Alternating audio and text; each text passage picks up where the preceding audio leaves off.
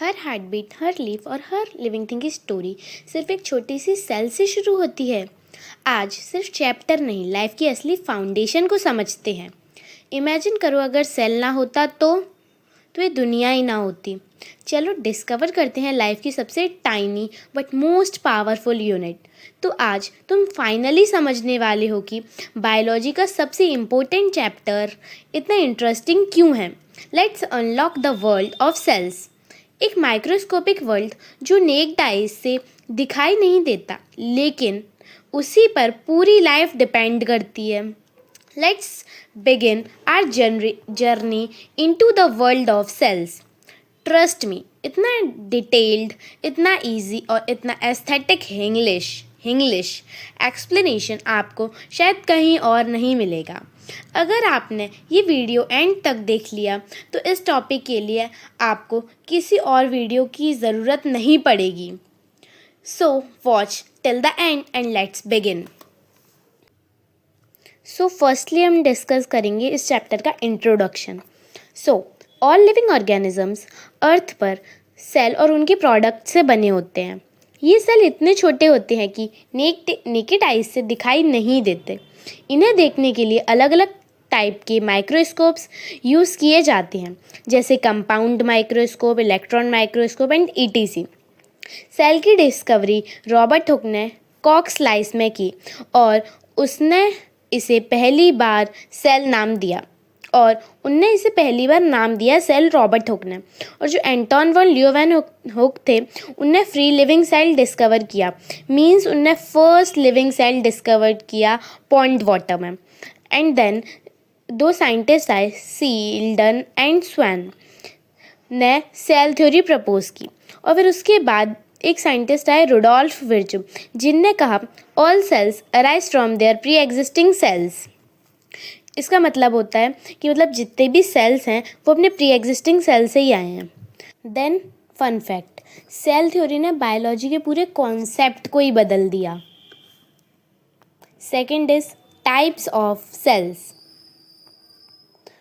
First is cells shape, size, number के basis पर अलग अलग होते हैं, जैसे कि polygonal, discoidal and cuboidal etcetera. जो स्मॉलेस्ट नोन सेल है वो है माइकोप्लाज्मा। जो एनिमल किंगडम के सबसे बड़ा सेल है वो है ऑस्ट्रिच एग।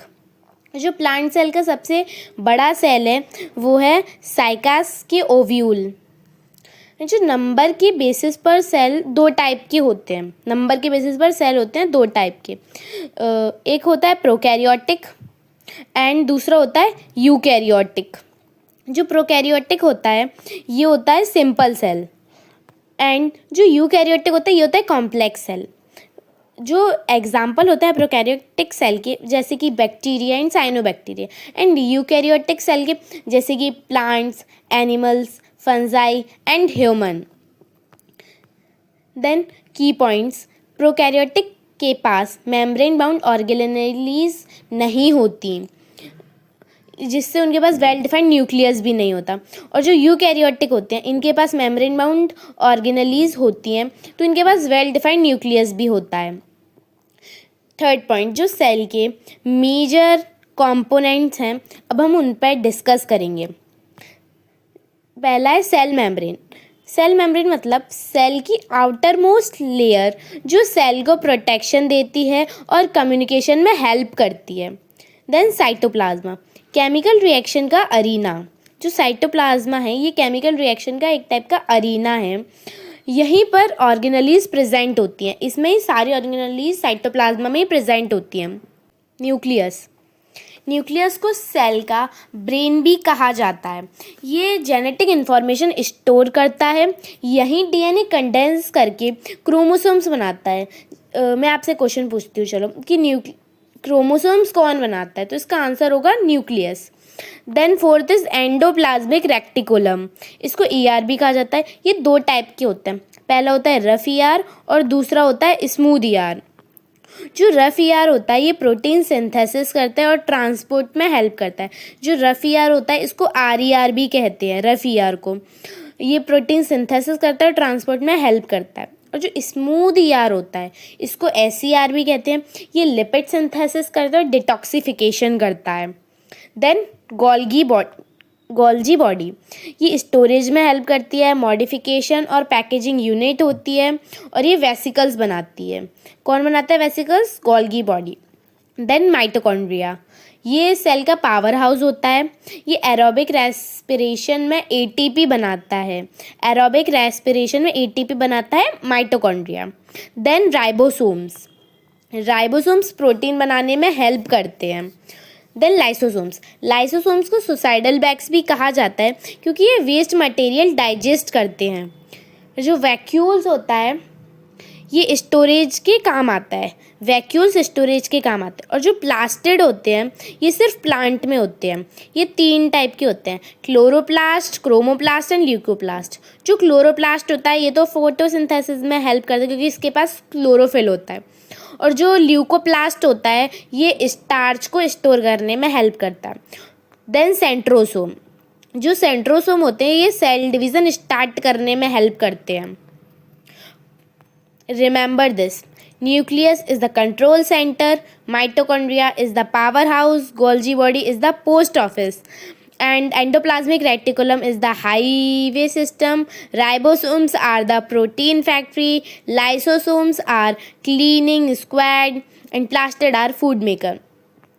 अगर आप लोग ये रिमेंबर दिस वाली टेबल को याद रखोगे तो आपको बिल्कुल भी ये सब समझने में कोई भी प्रॉब्लम नहीं आएगी क्योंकि इससे बहुत इजीली लर्न हो रहा है। क्या आपको एक चीज़ पता है कि एक ह्यूमन बॉडी में अप्रॉक्स 37 ट्रिलियन सेल्स होते हैं। 37 ट्रिलियन मतलब 1 ट्रिलियन में 12 ज़ीरोज़ होते हैं और एक ह्यूमन बॉडी में अप्रॉक्स 37 ट्रिलियन सेल्स होते हैं। तो चलो अब अपन लोग 4th पॉइंट देखते हैं जो कि है सेल डिवीज़न। जो सेल ग्रो करता है और डिवाइड होती है ना उस प्रोसेस को सेल डिवीज़न कहा जाता है। मतलब जिस प्रोसेस में सेल को ग्रो किया जाता है और डिवाइड किया जाता है उस प्रोसेस को सेल डिवीज़न कहते हैं। इसके 2 मेन टाइप्स होते हैं, पहला होता है माइटोसिस और दूसरा होता है मियोसिस।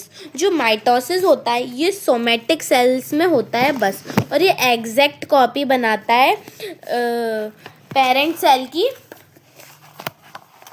डॉटर सेल में, और इसमें 2 डॉटर सेल्स फॉर्म्ड होते हैं। ये हिप्लॉइड सेल्स में भी होता है। मीन्स अगर पेरेंट सेल के पास 2n नंबर ऑफ क्रोमोजोम है तो डॉटर सेल के पास भी 2n नंबर ऑफ क्रोमोजोम्स ही होंगे।